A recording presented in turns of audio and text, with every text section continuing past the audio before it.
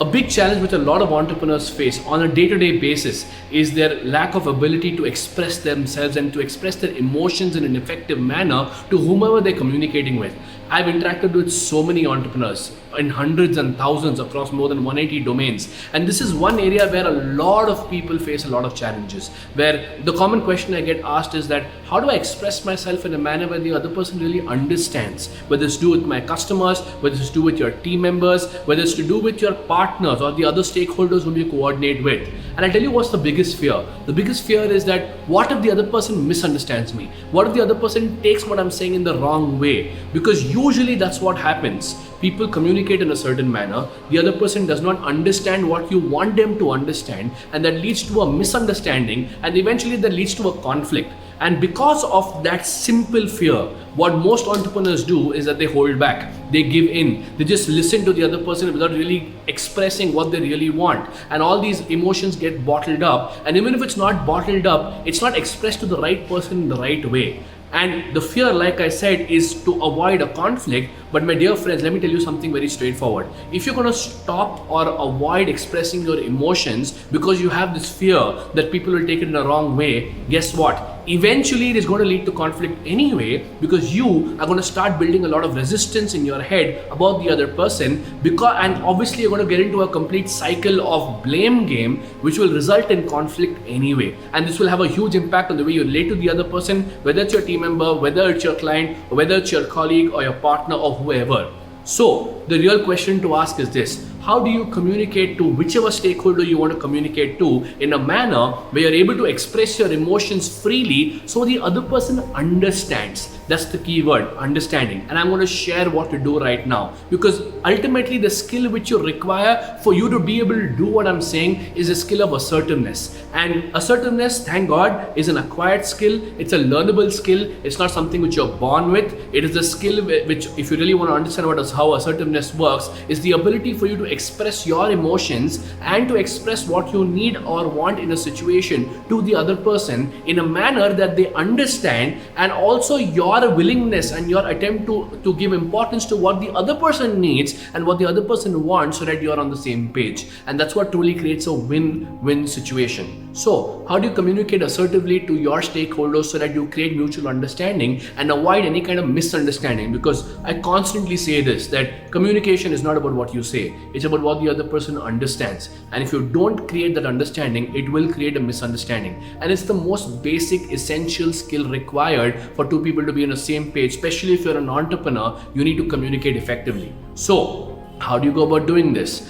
Before you start communicating, here's what you need to be clear about. So you have your framework in your head, so you exactly know how you're going to go about doing this. Number one, you need to be very clear as to what is your intention of communicating. I'll tell you why this is very important for you to figure out, because most people do not think about this and they just go randomly and rant out or express themselves in the wrong manner, and because of this they get the exact opposite of what they want in the first place. So what's your intention? What outcome do you desire? Are you communicating with the other person so you have some mutual consensus, or you have a mutual understanding, or you just want to rant out and just burst out on the other person because you're feeling a certain way?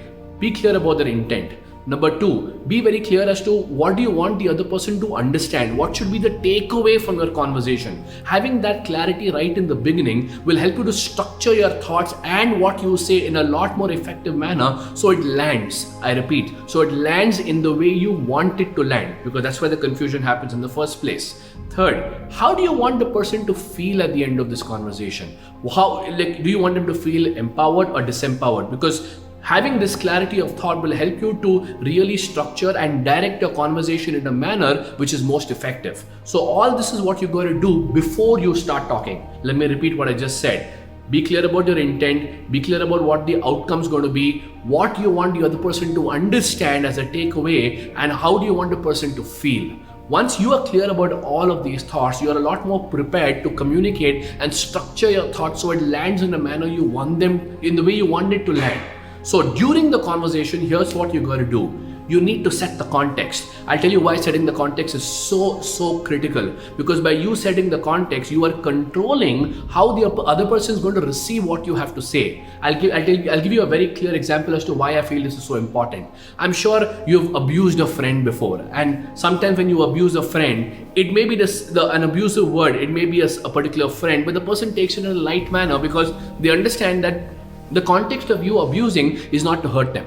But I'm sure you faced a situation before where it's the same friend, it's probably the same abusive word, but the other person gets offended because your context is different. So it's not really about what you say, it's about the context behind what you say, and setting the context makes it has a huge impact on how the other person is going to receive what you have to say. So set the context because you're creating the playground for the other person to receive what you have to say in the way you want them to receive it.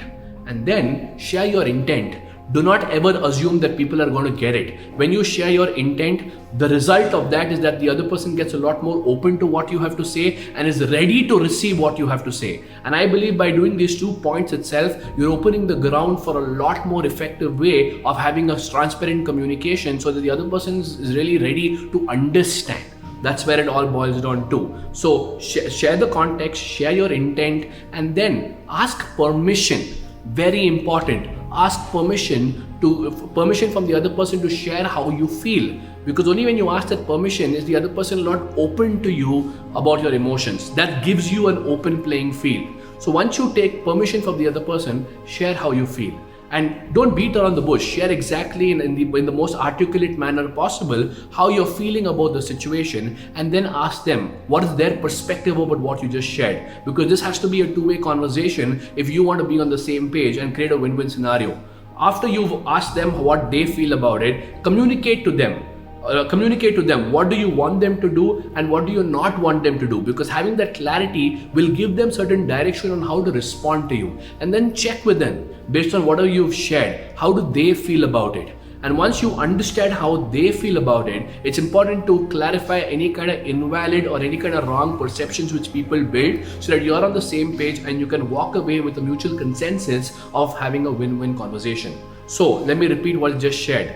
Before the conversation, you need to make sure that you're clear about your intention. You got to make sure that you're clear about what's the outcome. You got to be clear about what you want the other person to understand, and you got to be clear about how you want the other person to feel. During the conversation, you got to make sure you set the context. You got to clarify your intention. You got to ask permission to them about sharing your emotions. You got to share your emotions. You got to ask them their perspective about what you shared. You then need to share about what you want and what you don't want, and then ask them how do they feel about the entire conversation and what you just shared, and then clarify anything which you feel is invalid so that you can truly be in a position to create a win-win situation. Here's my question to you.